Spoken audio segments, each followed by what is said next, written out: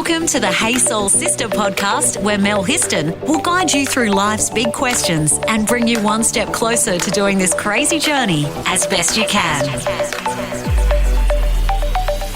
Hey Soul Sisters, today we're going to talk about a very important topic that everyone, well, when I say everyone, I mean probably every woman and some men can relate to, and that is personal boundaries. We're going to explore the importance of setting healthy boundaries in both our personal and professional lives, because they're an essential component of maintaining our mental, emotional, and physical well-being, and yet so many of us struggle with setting and enforcing them.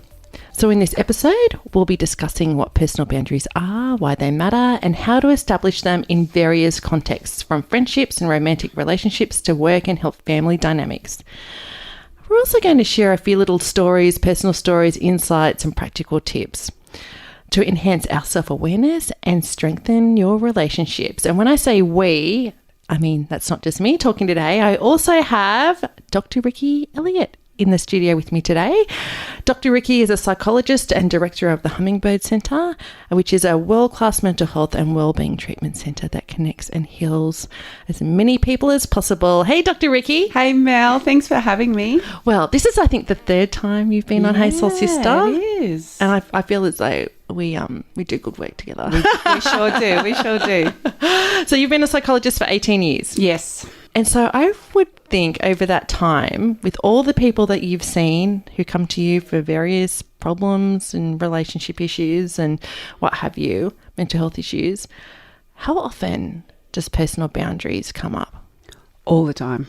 Every day. My people that I mostly see too are women, and I think, as you mentioned before, this is a real difficult issue for women, whether it's conflict within marital relationships, friendships, families, work-life balance. Yeah, boundaries comes up every day. Yeah. So quickly, how would we define our personal boundaries? It's really simple. It's just what's okay for you and what's not okay. So that could be other people's behaviour or attitudes, but what's not okay for you and what is okay. Yeah. What we'll tolerate and what we won't tolerate. What we tolerate and what we won't tolerate, exactly. It's funny, we were just kind of laughing before about saying how fucking busy we are. And even that comes down to boundaries. It does. It does, personal boundaries. We take on too much. Too much and live in an overwhelmed land a lot of the time. Yeah. Do you know what? I'm so in overwhelm right now. Me too. I know. I just got back from holidays. In total overwhelm. And interestingly, I just had a session with my business coach, and I totally identified it's like my personal boundary that I don't uphold is saying yes to so many things, whether it's at work meetings or projects or, social engagements, whatever it is. So I go, next thing, I'm like, my week is so full. It's like crazy. And then I'm just living in this constant state of overwhelm going, why did I agree to do that? I have this running joke where I go, current me agrees to things and thinks future me can cope with it. Future me gets there and goes, what were you thinking? I love that. Current me and future me are always at war. Oh, wow. Want to fill your soul with more? Go to thesistacode.com. Some of the common challenges that people face when it comes to setting and enforcing boundaries, what do you see with people that you help? What are some of the common challenges? A big element is we place the needs of others over the top of our own. We can feel it's selfish to say no to help people. We can get guilty. We put others' needs ahead of our own. And it basically comes down to having more self-love, self-respect, self-care for ourselves over disappointing or feeling guilty about letting somebody else down. So people pleasing can be a part of it. Feeling, as women, we're conditioned to nurture, take care of people, look after people ahead of ourselves, so we can feel guilty if we say no to people. Sometimes it's just the excitement of lots of things. Sometimes we just need a little bit of a gap between when people ask you before you respond. Yeah, there's lots of different reasons why we do it.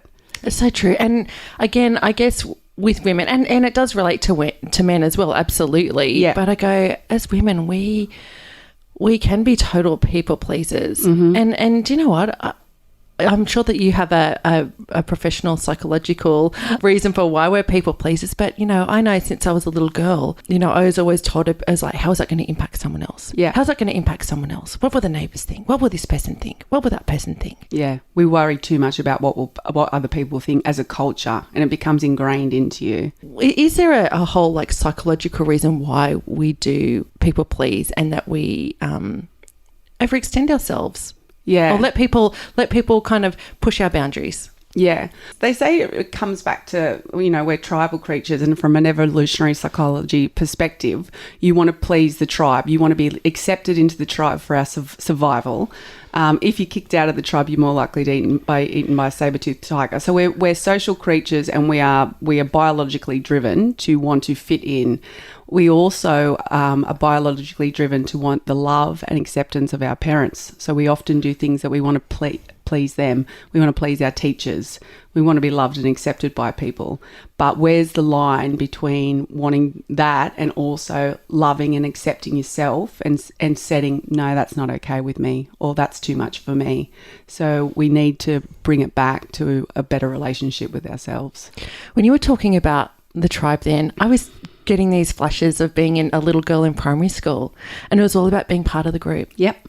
And nobody wanted to be on the outer of the group, and sometimes there would be somebody that would be like the power breaker of this little group of schoolgirls that would be like, if you didn't toe the line, you were ousted. And so you're right, there was this whole sense that we need to belong to that group. We do. And we disavow our own boundaries of what's not okay to stay in that group. So I've got memories of primary school too, of watching people in the group do nasty things to other people in the group and thinking that's not okay with me, but not standing up and saying anything because you don't want to be ousted from the group. So you go along to please whoever's doing it, and then you regret it later. And that's what we do when we don't set boundaries. When we go along with things that aren't okay, we get resentful and we regret it later. Yeah, totally. Because it's not in line with our values. It's not in line with our integrity. Yeah.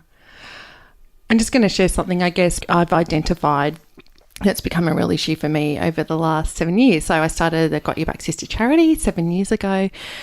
Charity Land is a wonderful space in that you are doing really good work in the world and helping people, some of our most vulnerable people in the community. That's what the majority of charities do. They're about community service and being of service to people.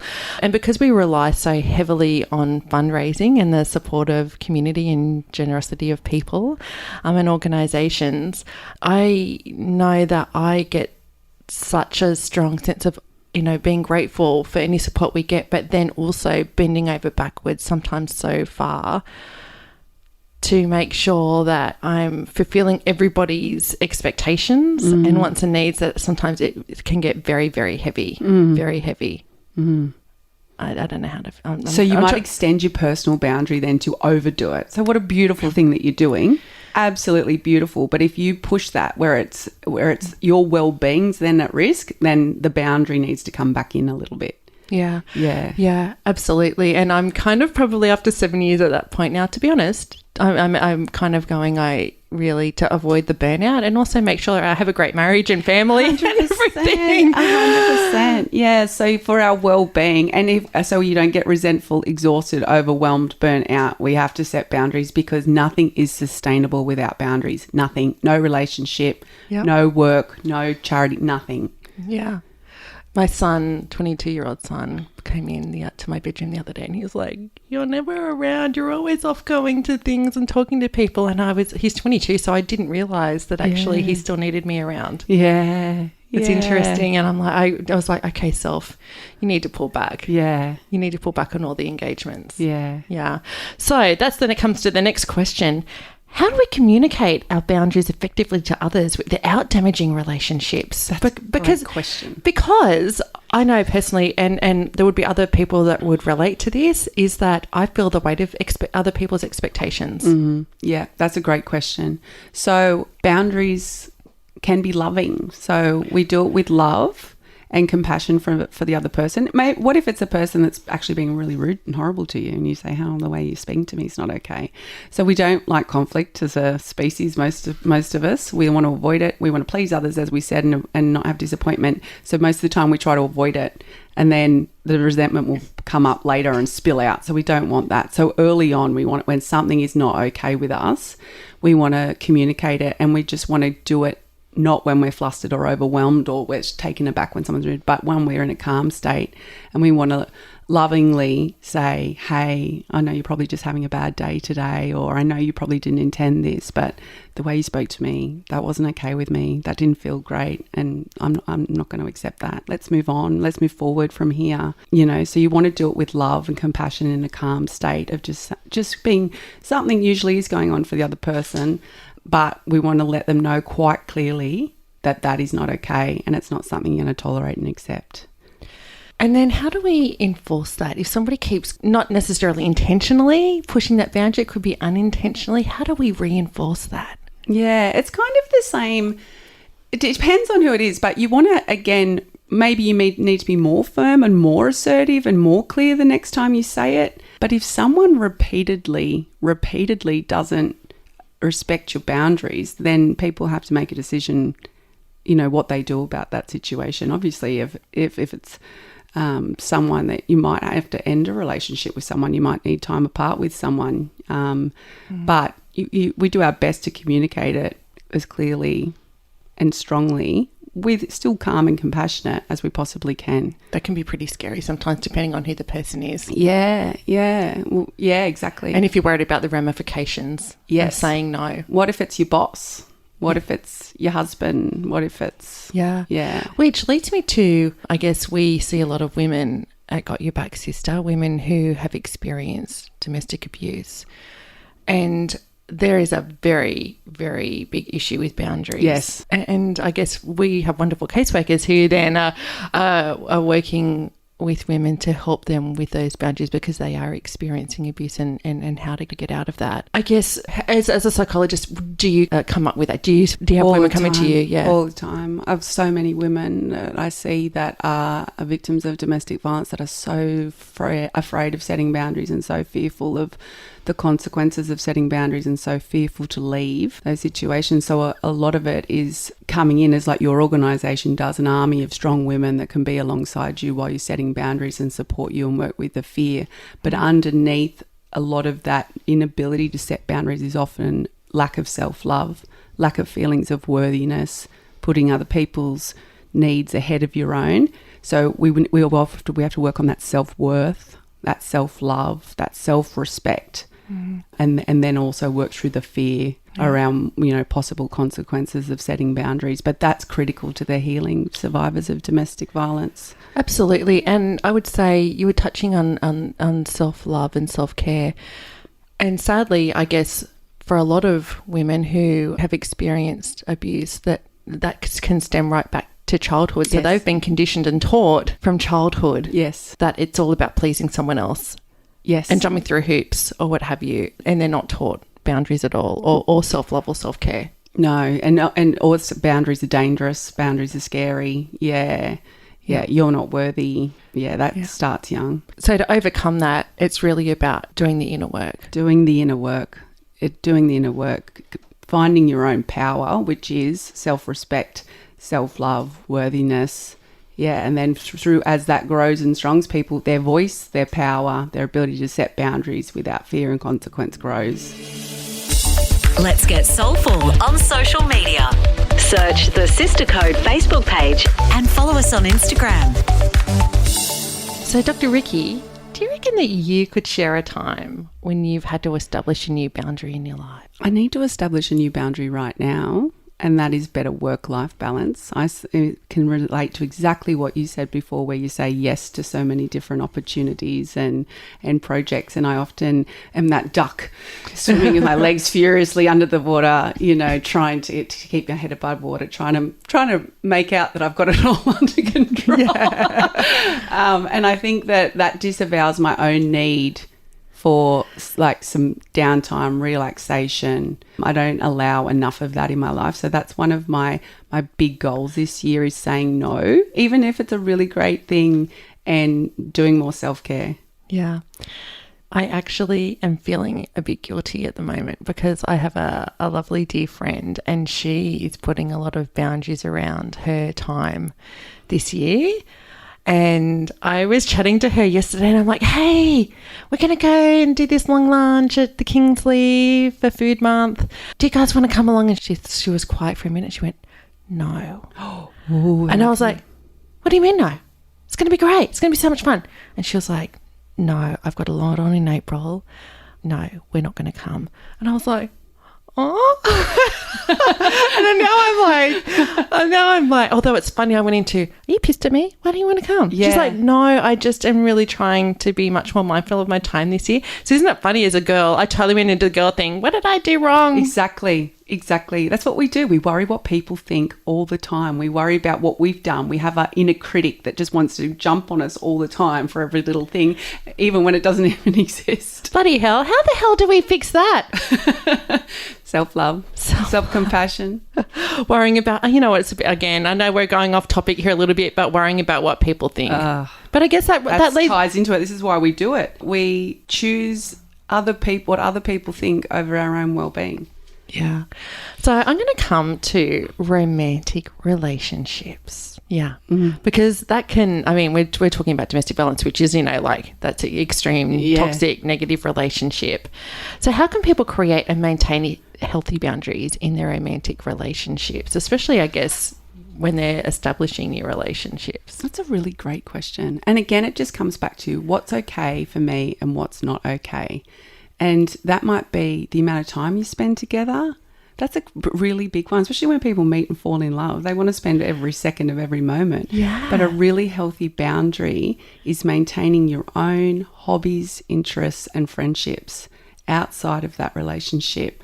It's important to spend time together, of course, and have shared hobbies, interests, spend time with friends. But that's a big boundary when people are entering a relationship. I think that's important to establish. Yeah, absolutely. And I guess it's one of those things when people have different backgrounds and different expectations. Expectations again. Expectations, yeah. Of what a relationship looks like. And, you know, sometimes that can be a little bit of a mismatch. Yes, exactly. And I think the other thing is just communication, like communicate around expectations. Don't, if something happens in that relationship and it's not communicated because you want to avoid conflict, so you don't set a boundary, it builds up over time. Resentment builds up in romantic relationships, and it spills out as anger.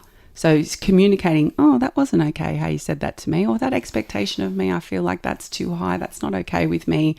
Being able to communicate early, don't go along with things we'll try to avoid conflict way too much, and it just spills out later. Yeah, absolutely.